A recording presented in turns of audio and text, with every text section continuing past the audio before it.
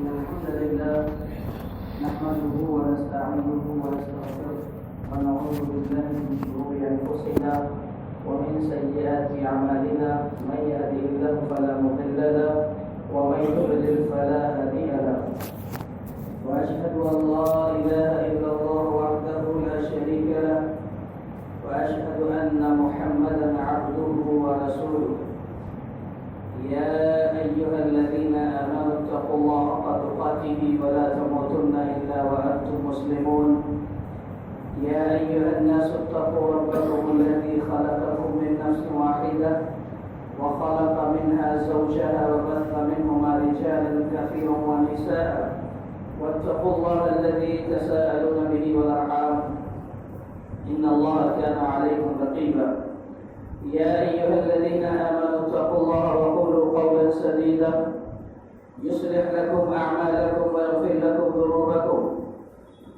ومن يطع الله ورسوله فقد فاز فوزا عظيما أما بعد فإن خير الحديث كتاب الله وخير الهدي هدي محمد صلى الله عليه وسلم وشر الأمور محدثاتها وكل محدثة بدعة وكل بدعة ضلالة وكل ضلالة في النار أعوذ بالله السميع العليم من الشيطان الرجيم من همزه ونفخه ونفسه بسم الله الرحمن الرحيم إن الذين كفروا وماتوا وهم كفار فعليه لعنة الله والملائكة والناس أجمعين معزز اور محترم علماء کرام، بزرگوں، نوجوان دوستوں اور ساتھیوں، پردہ نشین اور بہنوں، ہر قسم کی تعریف، حمد و ثنا، عظمت و بڑائی، کبریائی اس اللہ رب العالمین کے لیے لائق و زیبا اور سزاوار ہے جو خالق کائنات اور مالک ارض و سما ہے۔ اس کے بعد بے انتہا درود و سلام نازل ہو ہم سب کے آخری نبی احمد مجتبی محمد مصطفیٰ صلی اللہ علیہ وسلم کی ذات گرامی پر، جن کی مختلف کوششوں کے نتیجے میں ہم تک دین اسلام پہنچا۔ محترم بھائیوں، اور اس کے اپنی بات کا آغاز کریں، میں ہمارے نوجوان بھائیوں سے گزارش کروں گا جو دیواروں سے دیکھ لگائے ہوئے ہیں، اگر وہ معذور نہیں ہیں تو سامنے کے حصے میں تشریف لائیں۔ جو ہماری بڑی عمر کے افراد ہیں، جو بزرگ ہیں، وہ اپنی جگہوں پر قائم رہیں۔ سامنے کے حصے میں آئے، دیوار سے ٹیک لگانے کے چھوڑنے کے میں نہیں کہا ہے، سامنے آنے کے لیے کہا ہے۔ مجلس کے آداب میں سے ہے کہ ہم لوگوں کو چاہیے جیسے آپ نماز میں پہلے سب مکمل کرتے ہیں، ویسے ہی جب ایسی مجلسیں منعقد ہوں تو آگے کے حصے کو پہلے آپ کھول کیا کریں۔ یہ ہمیشہ کے لیے ہے، آج کے لیے نہیں۔ بھائیو، آج آپ کے سامنے مجھے جس موضوع سے متعلق تھوڑی دیر گفتگو کرنے کے لیے کہا گیا ہے وہ ہے لعنت والے اعمال، یعنی وہ اعمال، وہ افعال یا وہ کام جو انسان کرتا ہے تو لعنت کا مستحق ہو جاتا ہے۔ لعنت کا کیا مطلب ہے؟ لعنت کسے کہتے ہیں؟ امام ابن اثیر رحمۃ اللہ علیہ نے فرمایا اصل اللعن الطرد والابعاد من اللہ، کہ لعنت کی اصل یہ ہے، لعنت کا اصل معنی اور مطلب یہ ہے کہ آدمی اللہ کی رحمت سے دور ہو جائے، اللہ کی رحمت سے دور ہو جاتا ہے، اللہ کی مار ہوتی ہے، اس پر پھٹکار ہوتی ہے، دھتکار ہوتی ہے، یعنی اللہ کی لعنت جس شخص پر ہو جائے وہ شخص ذلیل ہے، رسوا ہے، سماج و معاشرے میں اس کی کوئی اہمیت نہیں ہے، کوئی وقار نہیں ہے، کوئی عزت نہیں ہے، ذلیل انسان ہے وہ جس پر لعنت کی جائے۔ اور یاد رکھو، جس شخص پر لعنت کی گئی کتاب و سنت کی روشنی میں، وہ شخص اس روئے زمین کا بدنصیب شخص، محروم شخص۔ اللہ تعالی ہم سب کی حفاظت فرمائے ایسے اعمال سے جن پر اللہ تعالیٰ کی، اللہ کے فرشتوں کی لعنت کی گئی ہے۔ ہم آپ کے سامنے چند نکات پر بات کرنے جا رہے ہیں، چند باتیں آج آپ کے سامنے رکھیں گے۔ موضوع بہت طویل ہے لیکن چند اہم چیزیں ہم آپ کے سامنے ذکر کرنے جا رہے ہیں۔ دیکھیے، لعنت اللہ تبارک و تعالیٰ کی رحمت سے دوری، اللہ دھتکار دے، اپنے دربار سے بھگا دے کہ میرے سامنے مت آؤ۔ اللہ تعالیٰ کسی کو نظر کرم سے نہ دیکھے، اللہ تعالیٰ کسی کے ساتھ کوئی خیر کا معاملہ نہ کرے، دھتکار دے اسے، تو بہت بڑی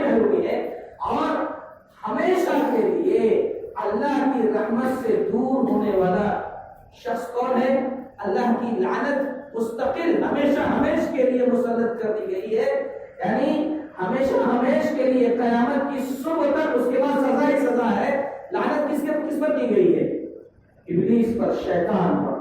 اللہ تبارک و تعالی نے فرمایا وَإِنَّ عَلَيْكَ لَعْنَتِي إِلَى يَوْمِ الدِّينِ، شیطان کے بارے میں شیطان سے کہا کہ تجھ پر میری لعنت ہے قیامت کے دن تک، یعنی ہمیشہ ہمیش کے لیے شیطان ملعون ہے، لعین ہے، اللہ کی رحمت سے دور ہے وہ شخص، ذلیل ہے وہ، رجیل ہے وہ، مردود ہے وہ۔ جتنے بھی الفاظ آپ کو ملے برا بھلا کہنے کے سب کہہ سکتے ہیں یہ لعنت، ظاہر ہے جو اللہ کی لعنت کا مستحق ہوگا وہ سماج و معاشرے کا سب سے بدترین انسان، اس کی کوئی حیثیت نہیں سماج میں جو لعنت کا مستحق اللہ تعالیٰ ہے۔ ہم اللہ سے دعا کریں کہ اللہ تعالیٰ ہم سب پر اپنی رحمت کا سایہ ہمیشہ نازل رکھنا، ہمیشہ سایہ فکر رکھنا، ہم کو ذلیل اللہ نہیں کرنا، ہم پر لعنت نہیں برسنا، اللہ سے دعا کریں۔ تو ظاہر ہے دعا کریں گے تو اس کے ساتھ ساتھ ہمیں وہ اعمال کرنے پڑیں گے جس کی وجہ سے اللہ کی رحمت نازل ہوتی ہے، اور ان کاموں سے بچنا پڑے گا جس کی وجہ سے اللہ تعالیٰ لعنت بھیجتا ہے۔ ہم کب اس کے لیے ان باتوں پر آئے؟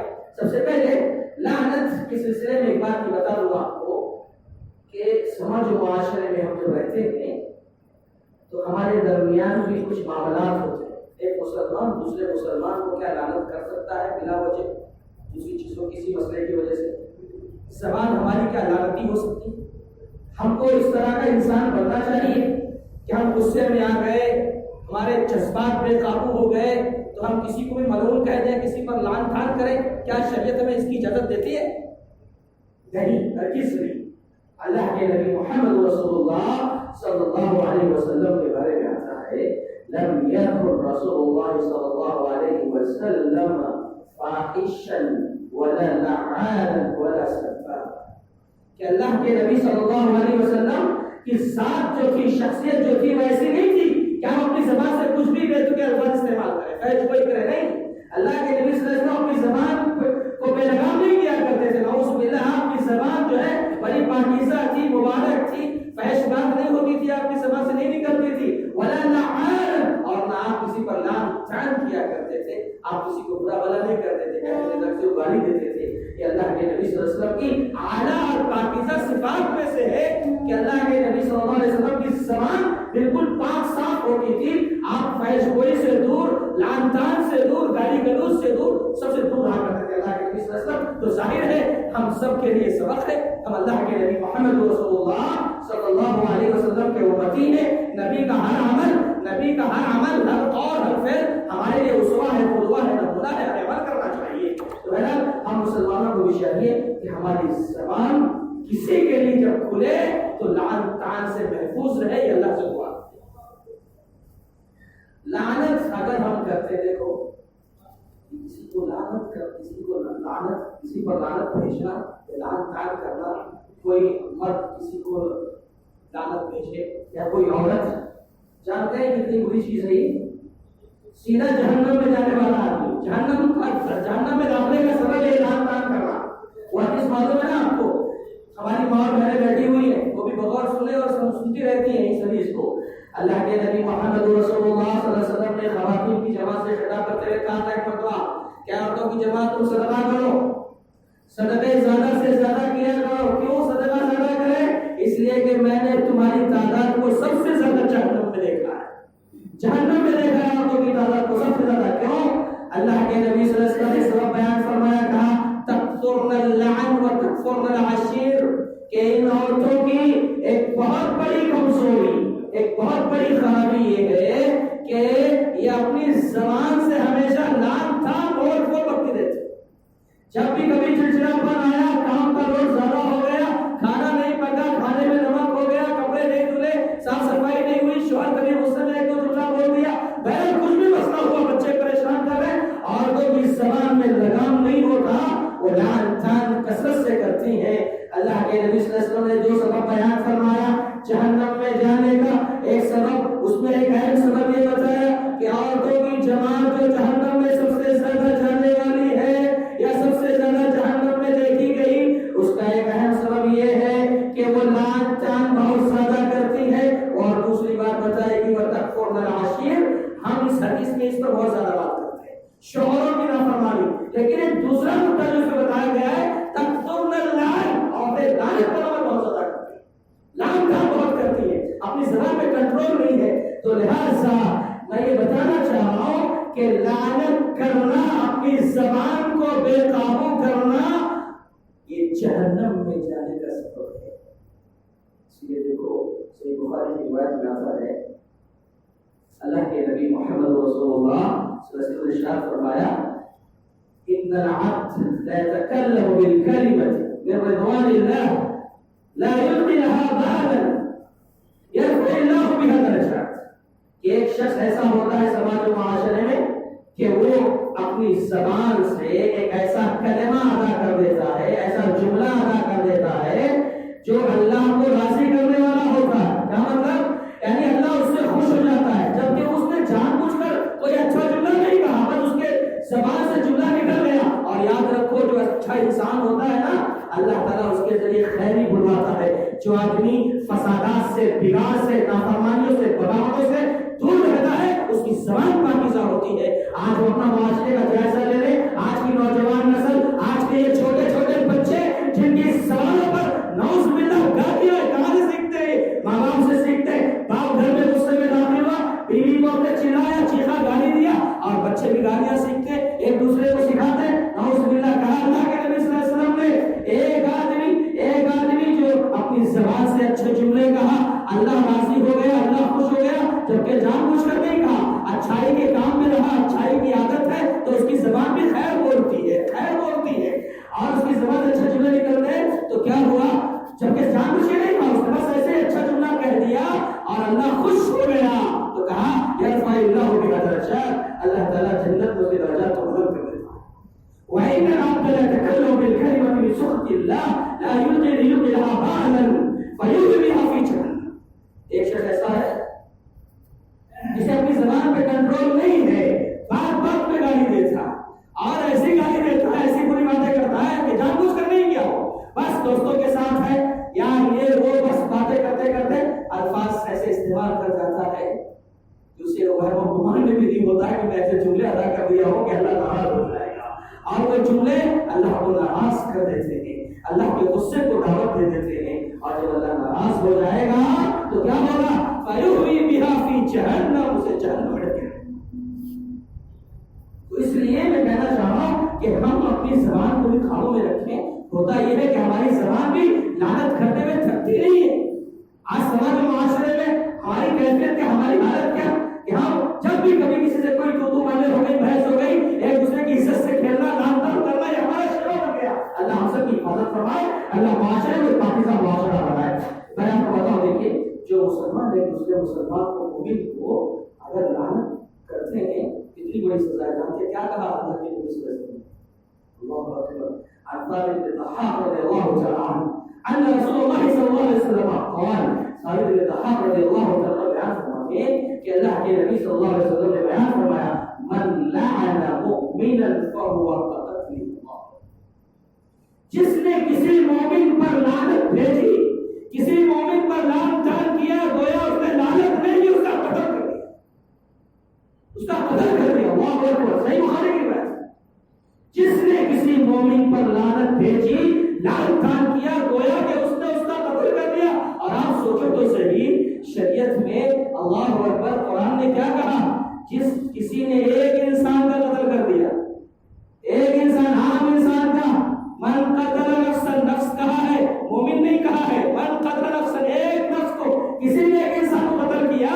اللہ اتنا سیریس، اتنا سنجیدہ کہ اللہ کا جملہ دیکھیے، ایک انسان کو قتل گویا ساری انسانیت کا قتل. اب یہاں تو بات مومن کی ہو رہی.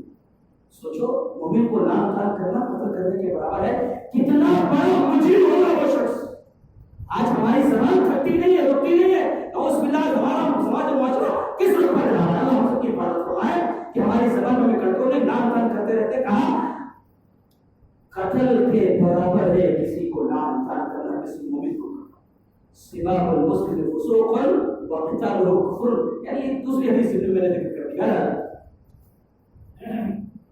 کیا ہوتا ہے؟ تھوڑا سا معاملہ ہو گیا، تھوڑا سا اختلاف ہو گیا، اسی وجہ سے کوئی نہیں بنی. ہماری دوستی بہت اچھی چل رہی تھی، پیار محبت سے رہتے تھے. کبھی پیسے کا معاملہ آ گیا، کبھی بزنس کا معاملہ آ گیا، کبھی عزت کا معاملہ آ گیا، کبھی آگے پیچھے ہونے کا معاملہ آ گیا، تو کیا ہوتا ہے آدمی کے اندر حسد پیدا ہو جاتا ہے، جلن پیدا ہونے لگتی ہے، اور سامنے والے کی ترقی، اس کی کامیابی کو برداشت نہ کر کے دوسروں کے پیچھے کیا کرتا ہے، اس کو لعنت کرتا ہے. ارے وہ تو ایسا ہے، وہ تو ایسا ہے.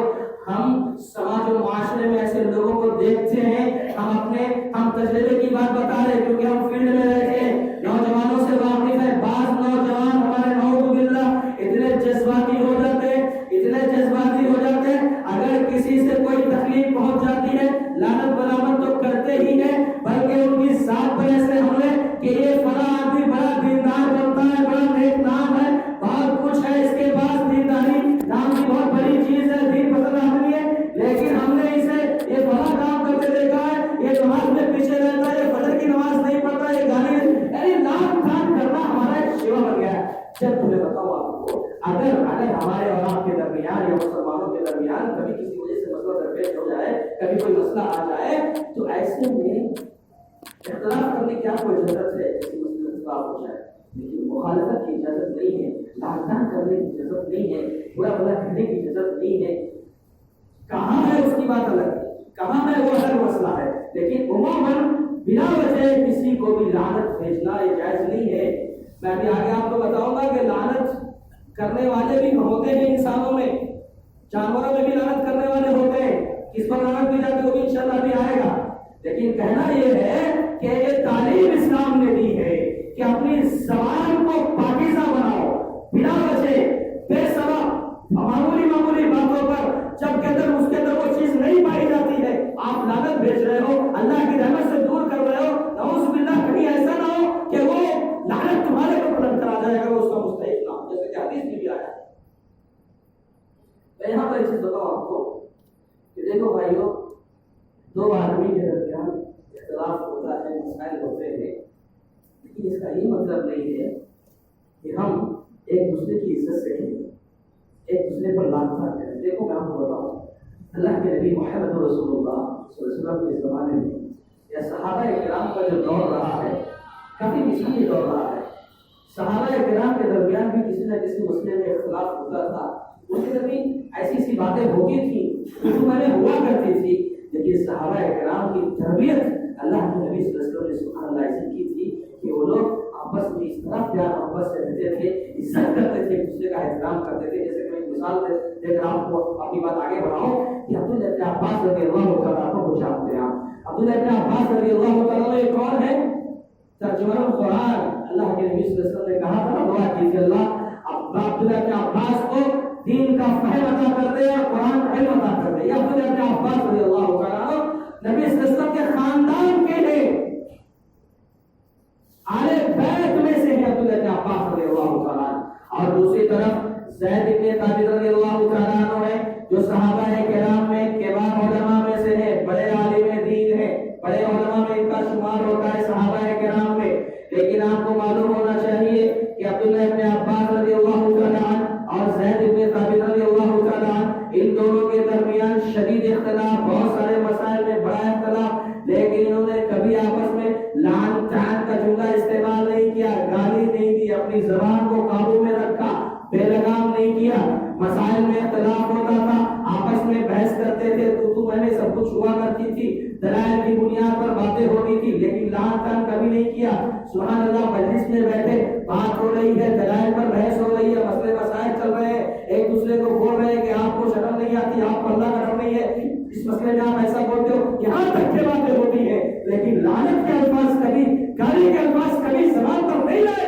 اللہ کی رحمت سے دور کرنے کے لیے کبھی کوئی جملہ ایسا استعمال نہیں کیا.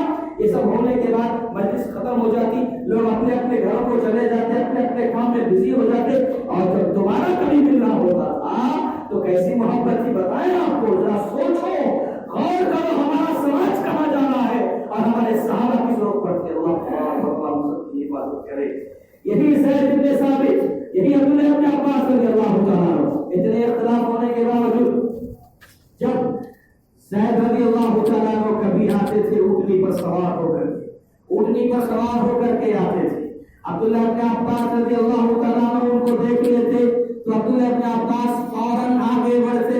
زید بن ثابت رضی اللہ تعالیٰ عنہ کی اونٹنی کی لکیر پکڑتے, لگام پکڑتے اور ساتھ ساتھ چلنے لگتے. اور جب اترنا ہوتا زید بن ثابت رضی اللہ تعالیٰ عنہ کو تو اپنے ہاتھوں کا سہارا دے کر کے ان کو زمین پر اتارنے کی کوشش کرتے اونٹ پہ سے. عبداللہ زید بن ثابت کہتے تناحا تناحا, عبداللہ کیا کر رہے ہو, رک جاؤ, ایسا مت کرو, دور ہٹو. لیکن وہ ایسا نہیں کرتے. کیا کہتے, ہاں کرنا ہوگا اللہ فضل علماء, ہمیں اس بات کا حکم دیا گیا ہے کہ اپنے علماء کسی طرح توقیر کرے, اپنے علماء کی عزت کرے, اپنے علماء کا احترام کرے. کون کہہ رہے, عبداللہ ابن عباس کہہ رہے, رسول اللہ صلی اللہ علیہ وسلم کے خاندان سے اہل بیت میں سے ہے زید بن ثابت, جن سے کل ابھی مسئلہ ہوا تھا, بڑی بڑی بحثیں ہوئی تھی اور بڑی بڑی باتیں ہوئی تھی, لیکن ابھی زید سامنے آئے, ان کا استقبال کر رہے, گرم جوشی سے ملاقات کر رہے, ہاتھوں سے ان کو نیچے اتارنے کی کوشش کر رہے. جب وہ روکتے ہیں تو جواب کہہ دیتے ہیں کہ ایسا کیوں کہہ رہے ہو, ہاں کرنا ہو کرنا, اللہ فضل علماء, ہمیں یہ حکم دیا گیا ہے کہ اپنے علماء کا احترام کرے, ان کی عزت کرے. یہ معاملہ عبداللہ ابن عباس کا تھا. جب کبھی عبداللہ ابن عباس اونٹنی پر سوار ہو کر آتے, زید رضی اللہ تعالیٰ عنہ دیکھ لیتے, یہ ان کی طرح آگے بڑھتے, یہ ان کی طرح آگے بڑھتے, ان کی اونٹنی کی لکیر کو پکڑتے اور ساتھ ساتھ چلنے لگتے. جب اترنے کی بات ہوتی تو اپنے ہاتھوں کا سہارا دے کر ان کو نیچے اتارنے کی کوشش کرتے. تو عبداللہ ابن عباس کہتے پکڑا دور ہٹو, اے عبداللہ, اے زید کیا کر رہے, ایسا مت کرو. تو زید بن ثابت رضی اللہ تعالیٰ عنہ کیا جواب دیتے, کہتے ہاکذا امرنا ان نفعل باہل بیت النبی صلی اللہ علیہ وسلم, ہمیں اس بات کا حکم دیا گیا ہے کہ ہم نبی صلی اللہ علیہ وسلم کے خاندان والوں کے ساتھ ایسے ہی سلوک کریں, ان کی عزت ایسے ہی کیا کریں. یہ تھا ہمارے صحابہ کرام کا آپس کا مثالی کردار. لال تان سے محفوظ رہنے والے لوگ تھے, سماج کو پاکیزہ معاشرہ, سماج کو پاکیزہ بنانے کی کوشش کرنے والے لوگ تھے. ایسا ان کا معاملہ تھا. لیکن آج ہمارے یہاں تھوڑا سا مخالفتوں کا سلسلہ کیا شروع ہوا, ہماری زبان بے لگام, لال تان میں کوئی مسئلہ پہ نہیں رکھتے, ہم الٹے سیدھے جملے استعمال کرنا شروع کر دیتے ہیں اور بہت بڑا جملہ اللہ سے رحمت, اللہ کو رحمت سے دور. اللہ تعالیٰ ہم سب کی حفاظت فرمائے, اللہ تعالیٰ ہمارے زبان کو کنٹرول کرے. اور جانتے ہیں آپ, لعنت اگر اللہ کی ہوتی ہے تو اس کا مطلب کیا ہوتا ہے, اگر اللہ کی رحمت سے آپ دور ہو گئے تو آپ سماج میں ذلیل ہو جاؤ, آپ کی کوئی عزت نہیں رہے گی, کوئی عزت نہیں رہے گی. جانتے ہیں آپ, لعنت اگر اللہ تعالیٰ کی ہو, اور ایک تو لعنت ہوتی ہے انفرادی اور ایک ہوتی ہے اجتماعی. اللہ تبارک و تعالیٰ نے مومنوں کے بارے میں اجتماعی طور پر کیا بات کہی ہے, وَلِلَّهِ الْعِزَّةُ وَلِرَسُولِهِ وَلِلْمُؤْمِنِينَ, کہ عزت اللہ کے لیے, اللہ کے رسول کے مومنوں کے لیے ہے. مطلب اللہ کی رحمت ہے مومنوں پر, عزت ہے مومنوں کی, ہے نا, اللہ تعالیٰ کا رحم و کرم ہے مومنوں پر, شان و شوکت والے مومن, کیونکہ وہ ایمان والے ہیں, اللہ پر ایمان رکھنے والے ہیں. لیکن یہ عزتیں جو اللہ تعالیٰ کی طرف سے ملی ہیں مومنوں کو, آج کیا حالت ہے. قرآن نے ایک جگہ کہا بنی اسرائیل کے بارے میں, وَضُرِبَتْ عَلَيْهِمُ الذِّلَّةُ, بنی اسرائیل پر ذلت چھا دی گئی, ڈال دی گئی. اللہ نے بنی اسرائیل کو ذلیل کر دیا, ذلیل کر دیا. یہ اللہ کی رحمت سے دور ہوئے, کیوں, اللہ کے غافل ہوئے, اللہ کے نافرمان ہوئے, اللہ نے ذلیل کر دیا, ذلیل کر دیا اللہ تعالیٰ نے. اور ذلیل وہی انسان ہوتا ہے جو اللہ کی رحمت سے دور ہوتا ہے, لعنت برستی ہے اس انسان پر. اور آج یہ عزت اور ذلت ہے. آج ہم اپنا جائزہ لیں اجتماعی طور پر, جہاں جہاں مسلمان رہتے ہیں پورے ہندوستان میں, غور کریں کہ آج مسلمان کون سی زندگی گزار رہے ہیں, عزت والی ہے ذلت والی. اگر غور کیا جائے ہم سب اس قدر اللہ کی رحمت سے دور ہو گئے ہیں کہ پورا کا پورا مسلم معاشرہ اللہ اکبر اللہ کے عذاب کا شکار ہو چکا. پورا کا پورا مسلم معاشرہ ذلت کی زندگی گزار رہا ہے, اور ذلت کی زندگی گزار رہا, کوئی اللہ کی رحمت سے دور ہو رہا ہے. اور اللہ کی رحمت سے دوری کا مطلب کہ اللہ کی لعنت, اللہ کی مار ہے, اللہ کی پھٹکار. ہم سب کو سوچنا چاہیے, غور کرنا چاہیے کہ کیا ہو رہا ہے ہمارے جبکہ صحابہ کرام اسی اسلام اور ایمان کی وجہ سے رحمت جب ان کو ملی تھی اسلام کی ایمان کی تو آنکھوں میں آنکھ ڈال کر بات کرتے تھے، للکارتے تھے کافروں کو، دشمنوں کو. کسی کی ہمت کیا، مجال کیا کہ صحابہ کے آنکھوں میں آنکھ ڈال کر بات کر سکے. جانتے ہیں نا آپ وہ واقعہ، میں آپ کو بتاؤں ایک تاریخی جملہ کہ جب بلکہ شام کے لوگوں نے کہا عبیدہ بن جراح رضی اللہ تعالیٰ عنہ سے کہ اگر امیر المومنین عمر فاروق رضی اللہ تعالیٰ عنہ آتے ہیں تو ہم ان کے ساتھ بیٹھ کر صلح کی شرطیں طے کریں گے اور لڑائی جھگڑا نہیں کریں. عبداللہ بن عباس رضی اللہ عبیدہ بن جراح رضی اللہ تعالیٰ عنہ نے عمر فاروق رضی اللہ تعالیٰ عنہ خط لکھا، وہ آئے اور ساتھ میں عبیدہ بن جراح رضی اللہ تعالیٰ عنہ جب ساتھ لے کر گزر رہے ہیں. البدایہ و نہایہ کے اندر تفصیل سے واقعہ بیان کیا گیا ہے. کہتے ہیں اور صحیح بخاری کے اندر بھی واضح کیا گیا ہے کہ اللہ کے عبیدہ بن جراح رضی اللہ تعالیٰ عنہ اور عمر فاروق رضی اللہ تعالیٰ عنہ جب ملک شام کی طرف جا رہے تھے تو راستے میں ایک ندی پڑی، راستے میں ایک ندی پڑی تو عمر فاروق رضی اللہ تعالیٰ عنہ نے کیا کیا، پیر میں آپ کی جو جورب یا حزام وہ جوتے جو بھی تھے اس کو اتارا، اپنے کاندھے پہ رکھا. چمڑے کے جورب وغیرہ پہنتے تھے اس زمانے میں عام طور پر، اور پہلا جوتا جو تھا، موزہ جو بھی تھا پیر میں اس کو نکالا، اپنے کاندھے پہ لٹکایا، اونٹی سے نیچے اترے اور اس کی نکیل پکڑ کر لگا، پکڑ کر ندی میں اتر کر پیدل چلے گئے. یہ حالت دیکھی عبیدہ بن جراح رضی اللہ تعالیٰ عنہ نے تو کہنے لگے، کہا امیر المومنین آپ نے یہ کیا کیا؟ آپ اگر اس حالت میں یہاں سے جائیں گے اور سامنے شہر ہے، اس شہر والے اگر آپ کو اس حالت میں دیکھیں گے آپ کی عزت میں کمی ہوگی، آپ کا روب و دبدبہ ختم ہو جائے گا، آپ کا جو مقام ہے، آپ کا جو خوف لوگوں کے دلوں میں طاری ہے وہ ختم ہو جائے گا. آپ نے کیا کر رہے ہیں؟ عمر فاروق رضی اللہ تعالیٰ نے کیا کہا جانتے ہیں آپ؟ یہ ہم سمجھنے کا بہت بڑی بات ہے. اللہ اکبر. کیا کہا اللہ عمر فاروق رضی اللہ تعالیٰ نے؟ ابو عبیدہ تم نے کیا کہا؟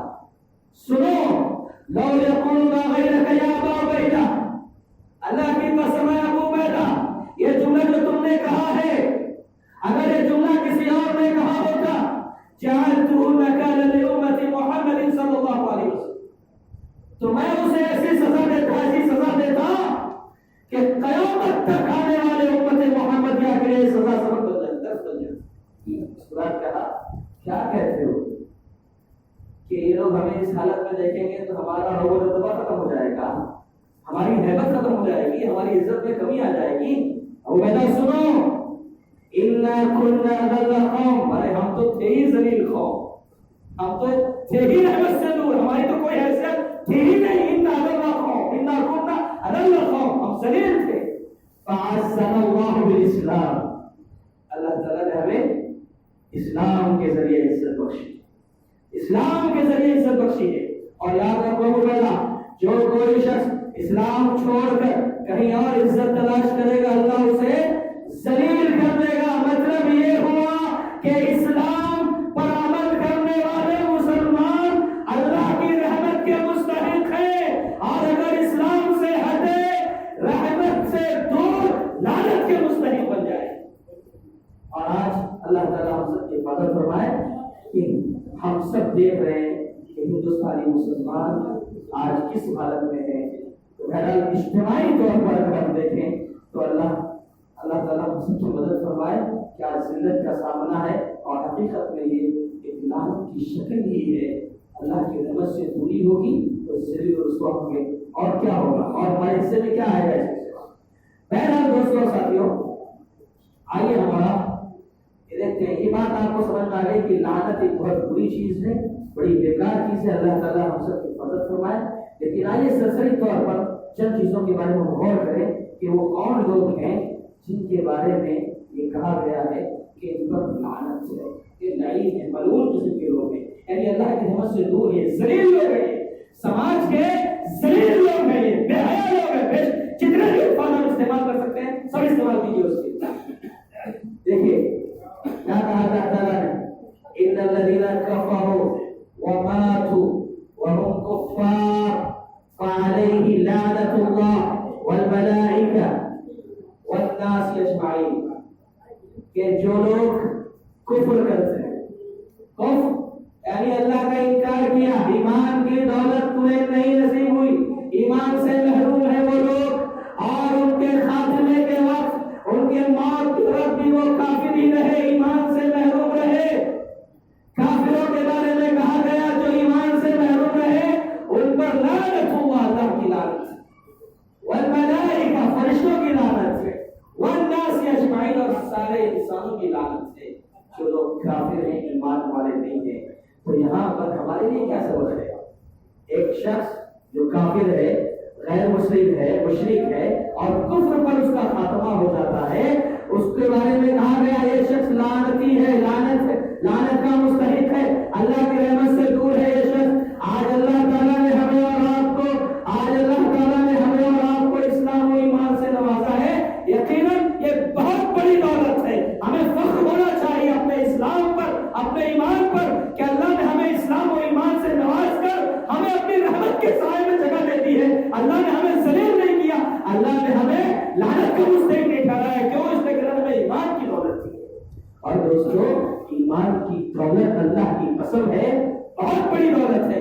مثال کے طور پر دنیا میں ایک شخص ایسا ہے جس کے پاس دنیا کی ساری دولت ہے، ساری نعمت ہے، دولت بھی ہے، مال بھی ہے، جائیداد بھی ہے، بینک بیلنس بھی ہے، عزت بھی ہے، شہرت بھی ہے، صحت مند ہے، تندرست ہے، ساری چیزیں ایک آدمی کے پاس ہے، لیکن اس کے پاس ایمان نہیں ہے، اس کے پاس ایمان نہیں ہے۔ اور ایک دوسرا شخص ہے جس کے پاس نہ مال ہے، نہ دولت ہے، نہ جائیداد ہے، نہ عزت ہے، نہ شہرت ہے، نہ صحت ہے، گمنامی کی زندگی گزار رہا ہے، کچھ نہیں ہے اس کے پاس دنیا کا ساز و سامان، ہاں مگر اس کے پاس اسلام ایمان ہے، اسلام اور ایمان ہے۔ ایک شخص اس کے پاس دنیا کی ساری دولت ہے لیکن ایمان نہیں ہے، لیکن ایک شخص ایسا ہے جس کے پاس دنیا کی کوئی دولت نہیں ہے، کوئی نعمت نہیں ہے، لیکن ایمان کی دولت ہے۔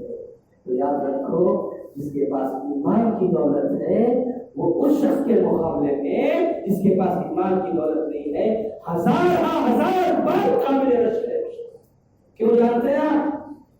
اس لیے کہ جس کے پاس دولت ہوگی، جب وہ قیامت کے دن دیکھے گا کہ ہمیں جو سزا مل رہی ہے، جہنم میں جا رہے ہیں، لعنت کے مستحق ہوئے ہیں، مجرمین کے بارے میں کیا کہا جاتا ہے؟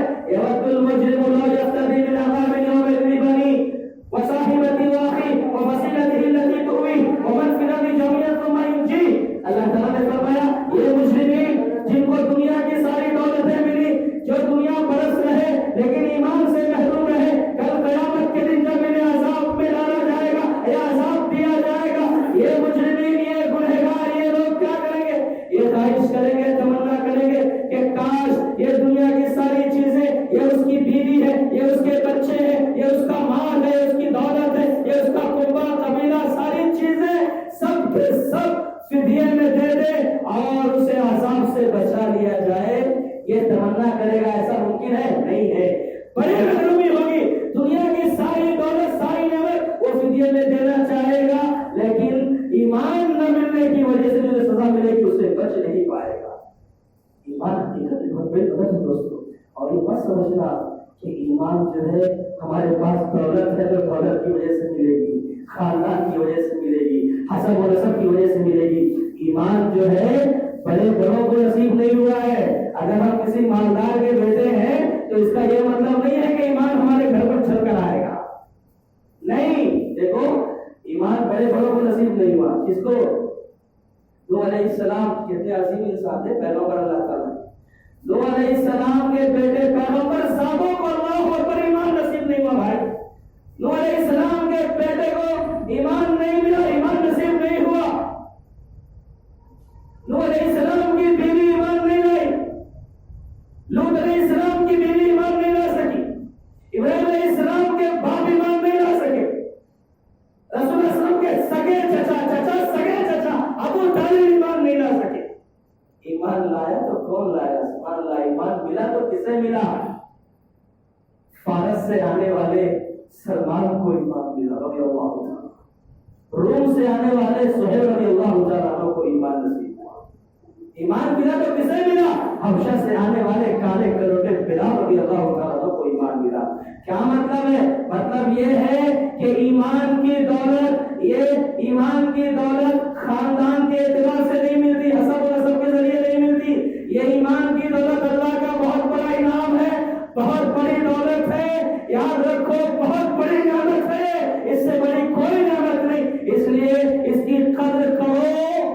اور اسلام و ایمان پر عمل پیدا ہو جاؤ، ورنہ کیا ہوگا؟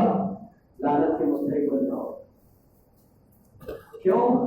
اس لیے کہ اللہ تعالیٰ نے کیا کہا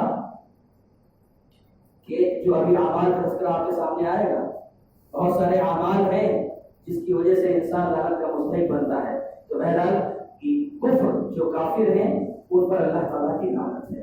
اسی طریقے سے ہم آگے بڑھ سکتے ہیں کہ ایک اور چیز ہے، جیسے مثال کے طور پر اللہ کے نبی محمد رسول اللہ صلی اللہ علیہ وسلم پر ہم نے ایمان لایا ہے، رسول کے رسالت پر ایمان لایا ہے۔ اللہ کے نبی صلی اللہ علیہ وسلم کا نام جب بھی آئے ہمیں کیا کہنا چاہیے؟ لیکن سب خاموش رہے۔ ابھی ہم نے پوچھا کیا کہنا چاہیے تو سب بولے صلی اللہ علیہ وسلم، ہے نا؟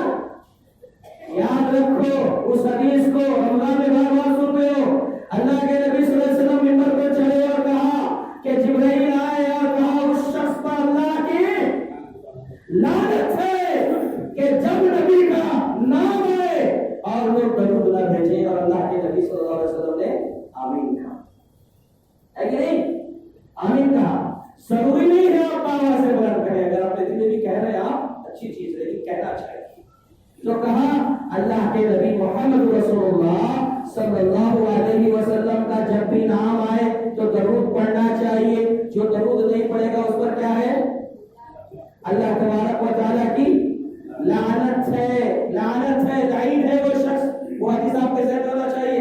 اور اسی حدیث میں یہ بھی بات آئی ہے کہ جو شخص اپنے والدین کو پائے، اس کو پائے، اپنے والدین کو پائے اور والدین کو پانے کے بعد ان کی خدمت کر کے جنت کا مستحق اپنے آپ کو نہ بنا سکے، اس پر اللہ کی لعنت ہو۔ کس نے کہا؟ جبرائیل علیہ السلام نے کہا، آمین کہا محمد رسول اللہ صلی اللہ علیہ وسلم نے۔ آج کتنے لوگ ہیں جو والدین کے ساتھ اچھا سلوک کرتے ہیں؟ ایک اور روایت میں کہا اللہ کے نبی صلی اللہ علیہ وسلم نے، لعن اللہ من لعن والدیہ، کہ اس شخص پر لعنت ہے جو اپنے والدین پر لعنت کرے۔ اپنے والدین پر لعنت ہے؟ کوئی ایسا بچہ، کوئی نوجوان؟ خاص دیکھو ہر جگہ نظر آئے گا مسلم معاشرے میں، کیا جوان ہو گیا، کیا آدھا جوانے مضبوط ہو گئے۔ لعنت کا مطلب کیا ہے؟ ماں باپ کی عزت نہیں کرنا، ان کا احترام نہیں کرنا، ان کی باتوں کو نہیں ماننا، گالیاں دینا، برے بھلے برا بھلا کہنا، یہ سب اسی میں شامل ہے کہ ایک نوجوان جو اپنے ماں باپ کو برا بھلا کہے، اپنے ماں باپ کو لعن طعن کرے، وہ شخص لعین ہے، ملعون ہے، لعنت اللہ اس پر اللہ کی لعنت۔ جبکہ میں آپ کو بتاؤں ہمارے اسلاف کا معاملہ کیا تھا جانتے ہیں؟ اللہ اکبر، ہمارے اسلاف اپنے والدین کی جو قدر کرتے تھے کیسی جانتے ہیں؟ عبداللہ ابن عباس رضی اللہ عنہ بیان فرماتے ہیں، اپنا قول ہے پہلے سنیجیے، کہتے ہیں ما من مؤمن له ابوان فيصبح ويمسي ويعلى يحسن اليهما الا فتح الله بابين في الجنه، کہ جس کسی مومن کے پاس ماں باپ ہو اور وہ صبح شام اپنے ماں باپ کے ساتھ خیر خواہی کرتا ہے، اچھا سلوک کرتا ہے، تو کہتے ہیں اللہ تعالیٰ جنت کے 2 دروازے اس کے لیے کھول دیتا ہے۔ کتنی بڑی بات ہے! ماں باپ اگر ملے ہیں ان کا احترام کرو، ان کی عزت کرو، ان کو ناراض مت کرو، ان کے ساتھ اچھا سلوک کرو۔ ارے مسلمان تو مسلمان اگر ماں باپ غیر مسلم ہے تو بھی آپ کو اجازت نہیں کہ ان کے ساتھ برا سلوک کرو۔ اب سعد بن وقاص رضی اللہ تعالیٰ کا معاملہ معلوم ہے؟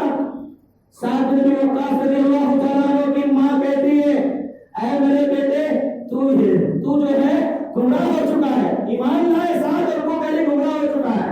کہا اگر تو اسلام سے نہیں ہٹے گا تو میں نہ کھانا کھاؤں گی، نہ پانی پیوں گی، بھوکے پیاسے رہ کر میں مر جاؤں گی، اور دنیا والے کہیں گے کہ ساتھ دیکھو کیسا بیٹا تھا، ماں کو بھوکا پیاسا رکھ کر مارا۔ ساتھ کہتے امی جان سنو، یہ ایک نہیں، اگر تمہارے پاس 100 جانیں بھی ہوتی اور ایسی چلی جاتی تو میں کبھی اسلام سے نہیں جڑتا۔ اس پر یہ آیت نازل ہوئی، اس کو آخر وَإِن جَاهَدَاكَ عَلَىٰ أَن تُشْرِكَ بِي مَا لَيْسَ لَكَ بِهِ عِلْمٌ، کہ یقیناً اگر ماں باپ تمہیں شرک کرنے پر مجبور کرے، ان کی اطاعت ہرگز نہیں ہوگی، ان کی بات ہرگز مانی نہیں جائے گی۔ ہاں وَصَاحِبْهُمَا فِي الدُّنْيَا مَعْرُوفًا، دنیاوی اعتبار سے ان کے ساتھ سلوک کرو، ان کی عزت کرو، ان کی خدمت کرو، ان کا احترام کرو، لعن تو مت کیا کرو۔ جب غیر مسلم ماں باپ کے ساتھ ایسا سلوک کرنے کا اسلام حکم دیتا ہے تو اے مسلم نوجوانوں، کس نے تمہیں یہ اجازت دے دی کہ اپنے ماں باپ کے ساتھ ناروا سلوک کرو؟ ملعون ہو، لعنت کے مستحق ہو وہ لوگ جو لوگ اپنے ماں باپ کے ساتھ ناروا سلوک کرتے ہیں۔ یہ ابن سیرین رحمۃ اللہ علیہ کے بارے میں آتا ہے، کہتے ہیں کہ جب مارکیٹ میں بازار میں کپڑے خریدنے جاتے تھے،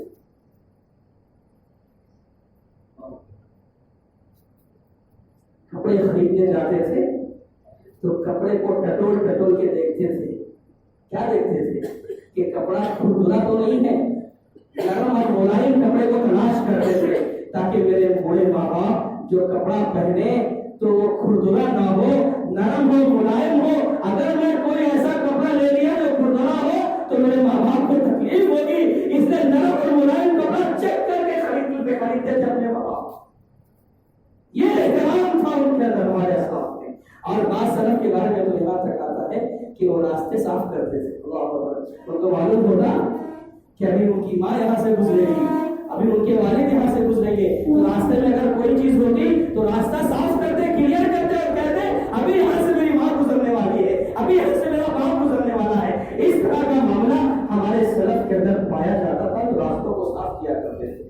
تو بہت بھائیوں، اللہ تعالیٰ سے دعا کرو کہ اگر ہمیں ماں باپ ملے ہیں تو ان کی عزت کریں، ان کا احترام کریں، لعن طعن نہ کریں، ورنہ لعنت کے مستحق بن جائیں گے۔ اسی طریقے سے ایک اور بات وقت پر ختم ہونے چلا ہے، ایک آخری بات کر کے میں سرسی طور پر کچھ بڑے ذکر کروں گا۔ کچھ کہا چاہیے، بعد میں بات کریں گے، آپ کی بات سنیں گے بعد میں۔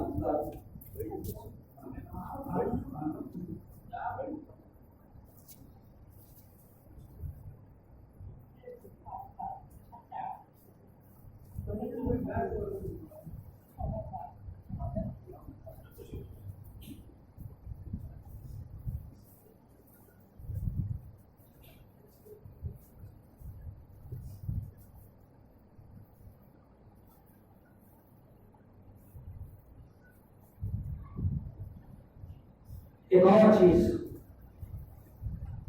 لعنت کا مستحق کون؟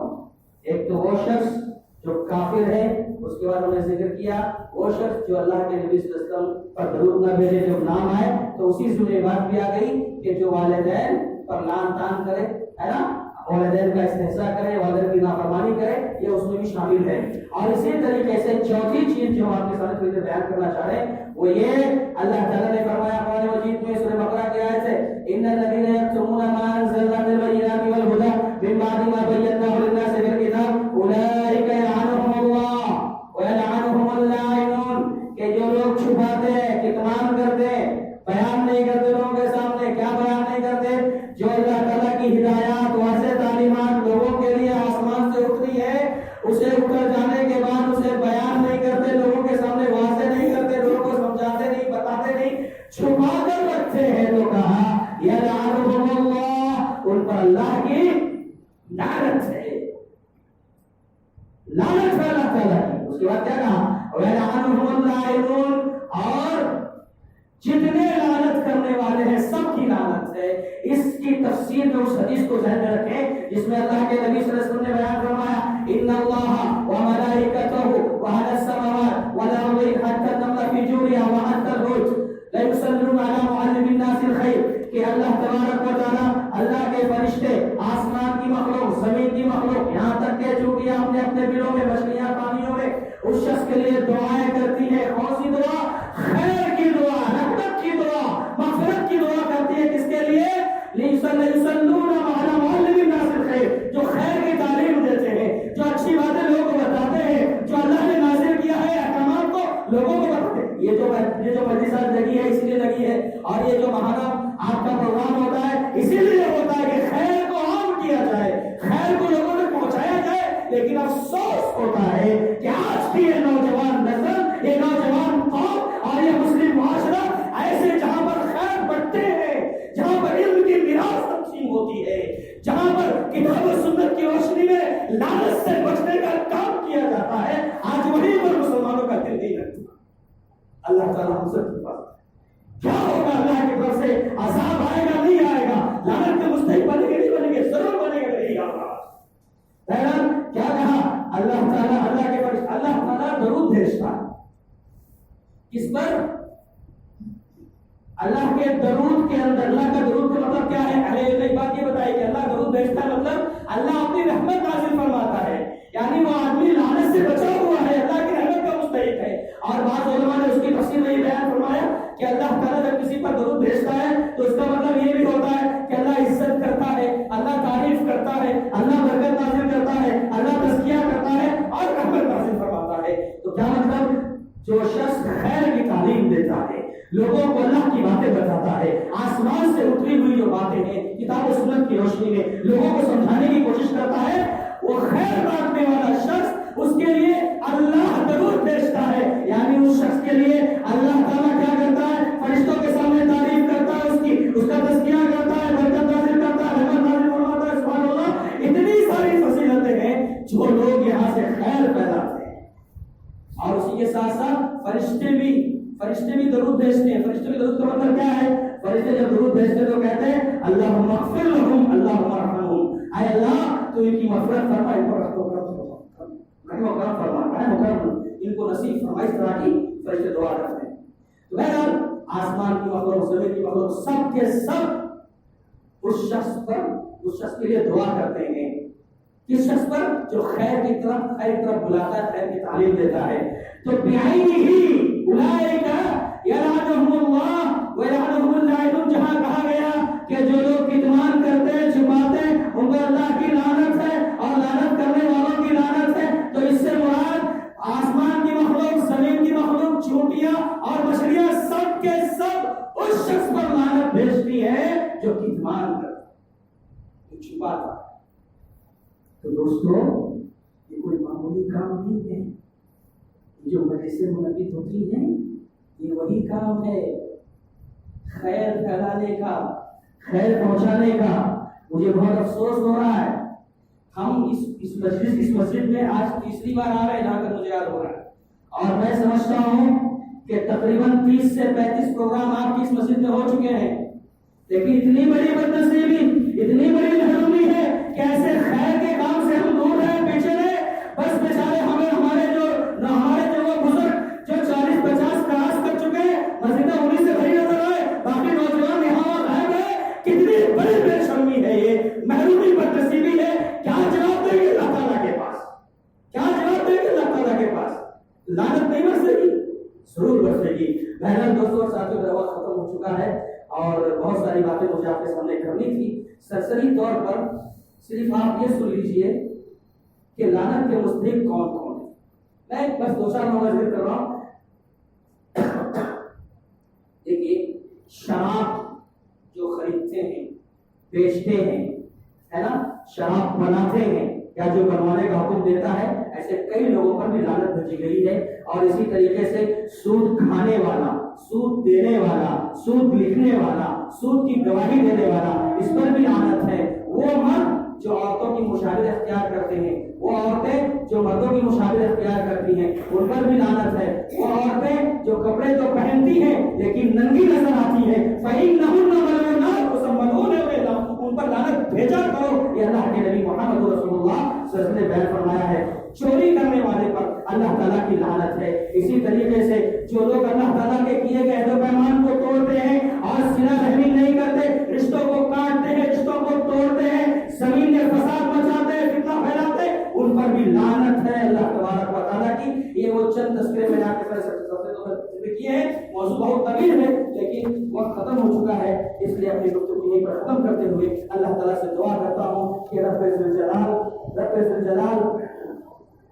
جو باتیں کہی گئی، سنی گئی، اے اللہ ہم کو اس پر عمل کرنے کی توفیق عطا فرما، جو خیر کی باتیں ہیں۔ ایک بات یہ بھی یاد رکھو کہ مسلمان بھائی کو ہتھیار سے ڈرانا ہوتا ہے نا، کبھی کبھی ہاتھ کے چاقو ہے، چھری ہے، ڈراتے ہیں لے کر کے کسی اوزار سے، یہ جو بھی کرتا ہے اس پر بھی لعنت ہے، اس پر بھی لعنت ہے، یہ بھی کام نہیں ہونا چاہیے۔ بہرحال اللہ تبارک و تعالی ہم سب کو دنیا میں عزت کے ساتھ رکھے، ہمارا خاتمہ کو بند کرے۔ آمین۔